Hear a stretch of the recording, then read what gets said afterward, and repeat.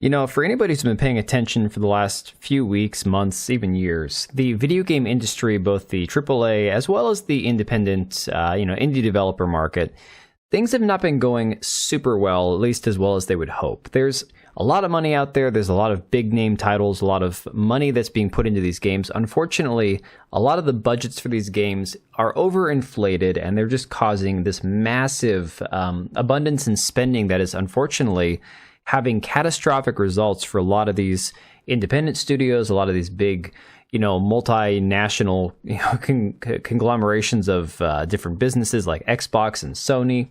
And what we're seeing now is a ton of firings, a ton of studios being closed between Xbox. Sony laid off about 900 employees for PlayStation back in March. Square Enix recently just canceled their exclusivity with Sony with PlayStation, and then announced a bunch of layoffs in the US as well as Europe.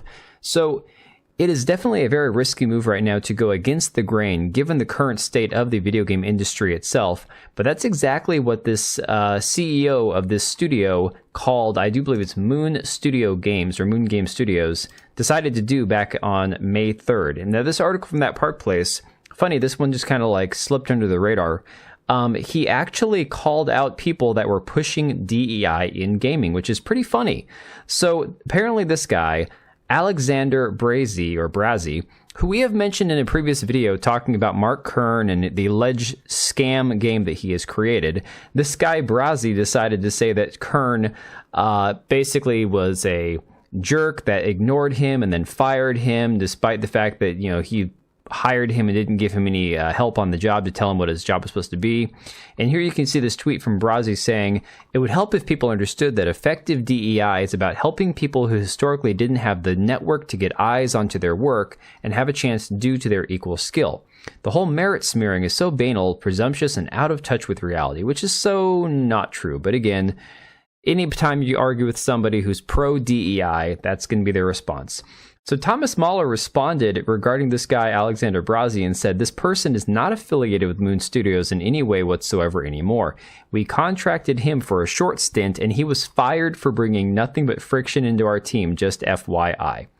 And of course, you see right here, Thomas Mahler had previously tweeted out, "We don't really hire consultants, so pardon me if I'm ignoring all your messages. I pretty much agree with what Steve Jobs from Apple, had to say about consulting."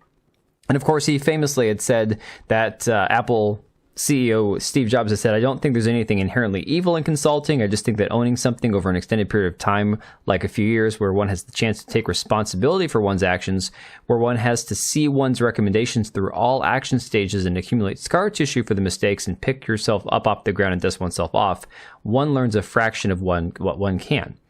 And again, I think that there's a bigger story to dive in there. It's like a bigger discussion to have about this. The reality is these consulting groups, much like Sweet Baby Inc., GamerX, Black Girl Gamers, they have had catastrophic effects, whether small or large involvement in games has had a result that we've seen, where their contributions to the game industry itself have resulted in mass firings, mass layoffs, hundreds of millions of dollars wasted down the drain with games like Suicide Squad, Kill the Justice League, Shadow Gambit, ton of different games that have been catastrophic failures. And so you can see that Grums had actually talked about this, and he's like, "We have something in common. Thomas Mahler and I fired the same agitator developer from my studio for causing problems." And this is, again, a person that he had brought on, this Alexander Brazzi guy, when Mark Kern still worked at Blizzard, on World of Warcraft. This guy here, Vincent Martin, says, "Not according to him, but Grums seems to like to rewrite history from what I've seen. Also, that Park Place News Network article was lacking in ethics and logic. Is it ethical for the Trent Report to simp for Grums while writing for them?" It's like, the thing is, a lot of these journalists nowadays, especially the Kotaku types, the Gamer, a lot of these left-leaning ones, they pretend that they are fair and balanced and not opinionated and that they're just being objective journalists. At least people like that Park Place don't hide their actual ideological beliefs. You may disagree with a right-leaning person or a left-leaning person, but at least if they can be honest about their bias going forward, you'll know where they stand. And I have no problem with that Park Place taking more of a traditional centrist, maybe right-leaning stance. So again, this guy's just full of hot air, but whatever. So Grums responded and said, "Yeah, that's completely made up." talking about Brazzi, he says he was a young kid and I gave him a chance at his first game job. He was hire number 6 and I only fired him after the other 5 asked me to please get rid of him multiple times for being incredibly abrasive and random. I had a soft spot and he had multiple chances. Now he's pushing DEI and got fired for the same reasons at No Rest for the Wicked. When I read it, I was like, guess that kid never grew up. I went to go tell him directly, but of course he blocked me after me firing off his hit and run Grum's tweet. Pretty funny. Yeah, so again, he wants to spout off about Grums, but then he blocks him so that he can't respond. Now we are seeing Thomas Mahler from, again, Moon Studios, taking an even larger stance against DEI. Now, this is the impressive one. And again, this is the article from That Park Place, a little follow-up here. And the topic at hand is because this game journalist, Maurice Weber, decided to reach out to Mahler, apparently, for a quote, an interview. I don't know. We'll get into the tweet right here because Thomas Mahler issued this really long tweet. Now, I want to just do a little side point here. We did recently see this thing with the Alyssa Mercante contacting the guy that made the Farm Folks game, who, he unfortunately, due to his lack of complete fluency in English, basically got caught with his pants down, where Alyssa decided to turn his words against him and spin this story that he hated Mark Kern, that he hated gamers, that he thought everyone was incels, and that, basically he was on the side of the right people in, quote, Gamergate 2. So again, games journalists are not our friend. They are definitely ideologically opposed, if not our enemies, when it comes to dealing with this DEI crap and this agenda and ideological push in gaming. So, this article says, Mahler took to X on May 13th, where he detailed that he was contacted by Weber for an article that will likely be published in the German outlet GameStar. And I don't know that I've ever used GameStar in these videos, but I will just assume at this point that they are just another Kotaku, which is just like a German version of them. So Mahler wrote, I already know I get myself into trouble once again by posting this, but I just replied to Maurice Weber, a German journalist who's affiliated with the German outlet GameStar. I do think it's especially important these days that we always remind ourselves to try to keep an open mind and try to understand even those who think differently than we do. He then shared a response he sent to Weber regarding people who are apparently fed up by, quote, woke culture. Mahler wrote, I think it all makes sense, Maurice. This is basically a backlash against cancel culture and similar phenomena because everyone has had enough of that nonsense. I'd suggest you take a more nuanced view, especially since you position yourself as a journalist. Yet you often display a narrow-minded attitude and don't seem to question what's actually going on. And that is something we should expect from a journalist. Just because you personally haven't been affected by cancel culture doesn't mean there hasn't been a lot of foolishness happening and it's still ongoing, he continued. And it's only a matter of time before it impacts you too. Mahler then shared famous words from Pastor Martin Niemöller.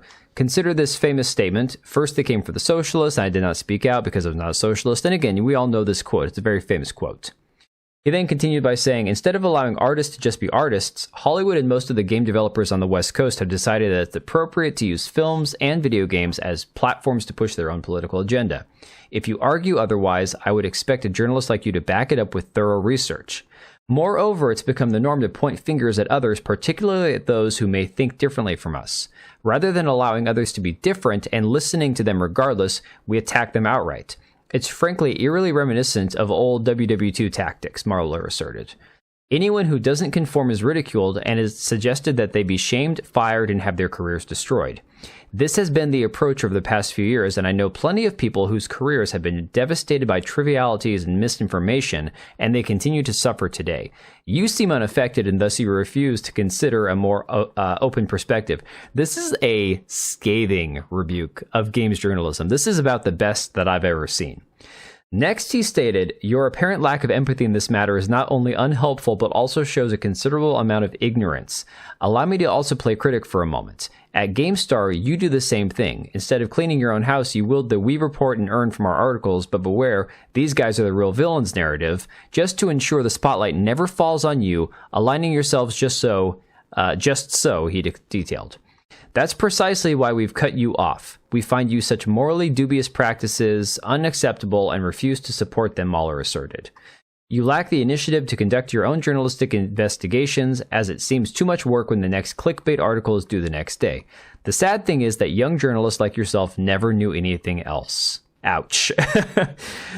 He went on to say, the more outrage you generate, the more clicks you get, and that's how you make your living, at the expense of others, which apparently doesn't matter as long as you're seen as the good guys.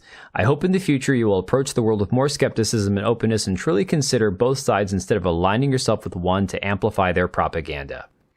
After sharing that response, Mahler added, it is deeply, deeply important after everything that happened over the past couple of years that we always question hidden agendas, always try to be loving and show understanding even to those who we vehemently disagree with. Proper discourse is more important than ever. And journalists need to understand their responsibilities in all this and start acting like journalists again, he concluded.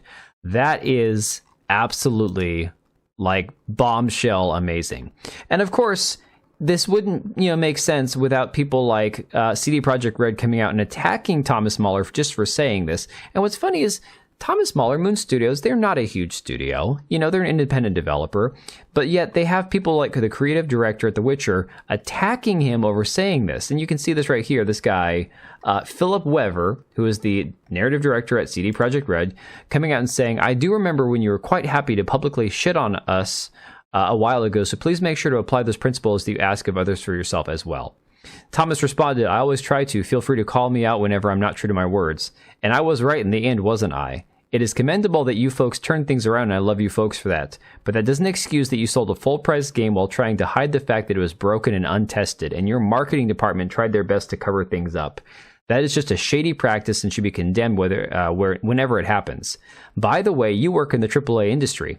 I think you're playing with fire by posting publicly like this. You're a cog in a machine that doesn't really care about you, so be careful. Whoa. I mean, shots fired. I mean, hell, this is not even shots fired. This is a nuke. This dude just dropped a freaking nuke on the entire AAA gaming industry, the journalists, the games journalists out there, Kotakus of the world. I mean, kudos to this man. I'm going to go look up this game. I know nothing about this game that they're working on, but I am interested now. I want to know more about No Rest for the Wicked. I fully intend to support this game. If it looks like something I'll play, then I'll definitely pick it up. But yeah, we need more people like this. We need more of this, people having the courage to come out and stand up against the hack media, the AAA gaming industry that's been completely captured by this crazy ideology, and get back to where their number one goal is to make money, to appease their customers, and stop with the woke DEI ideological pushing, all that crap. The propaganda needs to stop.